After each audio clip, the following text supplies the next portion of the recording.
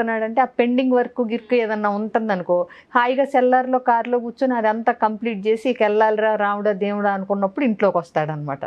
అక్కడ పెట్టింది ఏదో ఉంటే తినేసి పడుకుంటాడు కామ్గా, పెట్టి ఉంటే, లేకపోతే అది లేదు. సో ఇది అసలు ఎంతవరకు కరెక్ట్ అంటే నువ్వు ఏమి ఆశించి ఆ మాట్లాడకుండా ఉంటున్నావు? నీ భర్త నీకు దగ్గర అవ్వాలనా, నీ భార్య నీకు దగ్గర అవ్వాలనా, లేకపోతే ఇంకా దూరం అవ్వాలని? కొంతమంది అబ్బాయిలు కూడా చేస్తుంటారు, వాళ్ళు తక్కువ వాళ్ళు, ఎవరు తక్కువ వాళ్ళు కాదు. వీళ్ళు వాళ్ళు ఇద్దరిలో ఒకళ్ళు కొన్ని చోట్ల అబ్బాయిలైనా అమ్మాయిలైనా చేస్తుంటారు.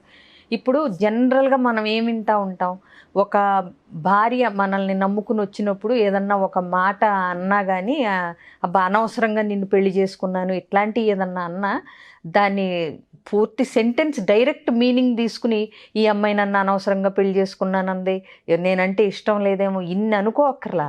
ఎందుకంటే ఆ కోపంలో ఏదో అంటారు, నీతో ఎలా బిహేవ్ చేస్తుంది